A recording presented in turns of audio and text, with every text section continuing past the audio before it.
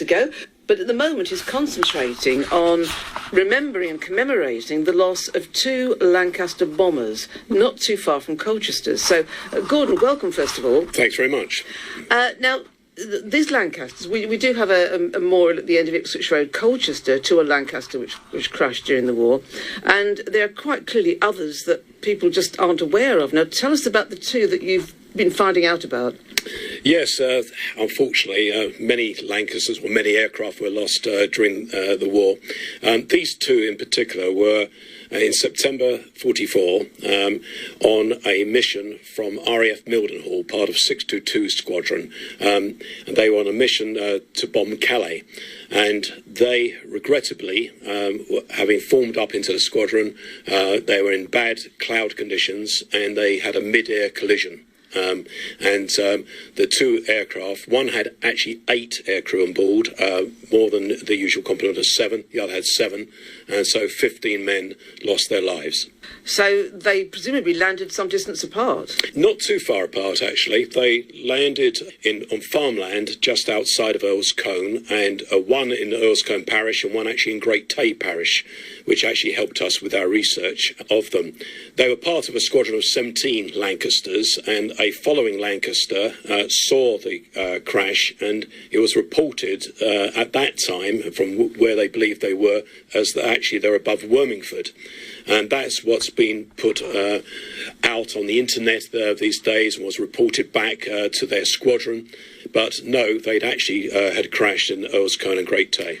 Things had to be dealt with quite quickly and briskly and efficiently. So did the RAF come and recover what was left, or? Yes, the procedure was that, first of all, a first responder, I think it was the local police sergeant, cycled up, and they realised that, firstly, one bomber believed to be a British Lancaster had crashed, an aircraft crashed, believed to be a Lancaster, and then they quickly realised that a second one had crashed. That's reported up through the chain, and the casualties were recovered then to mortuaries, and then very swiftly, because of course a war was happening, they were taken back, the majority back to Cambridge and Mildenhall, and they were buried within 6 days. 4 of them were from New Zealand, part of the Royal New Zealand Air Force. Right, and are the relatives, are they aware that you've now found out so much more and are going to honour them? Yes, absolutely.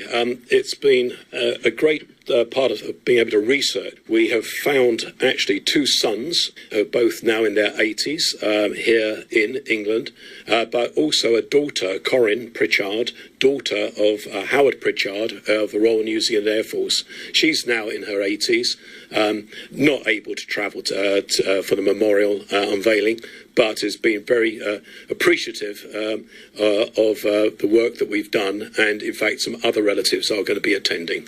What will take place? A service? Yes, indeed. We are overwhelmed by the support we've received. First of all, they were from a 622 Squadron. 622 Squadron still exists. It is part of the Royal Auxiliary Air Force, and their support has been overwhelming. They've actually bid, and we're very hopeful that we're going to have a flypast on the day. Then we have also support from the Royal New Zealand Air Force, or New Zealand Defence Forces as they are now, the wing commanders attending. Canadian, one of the fallen was Canadian, and we'll have the Royal British Legion, the Royal Air Force Association will be there as well. This is on the 20th of September, the 80th anniversary.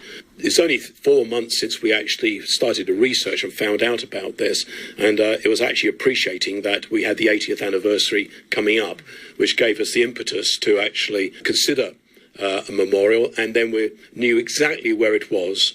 Holmwood Farm in Earls Colne, and the farm owner, he's very kindly allowed us to place a memorial there, which is being built at present. It's right on the parish boundary. It's at the junction of America Road and Tay Road, just opposite Chalkney Wood. You can't miss it if you're going past down that small country lane.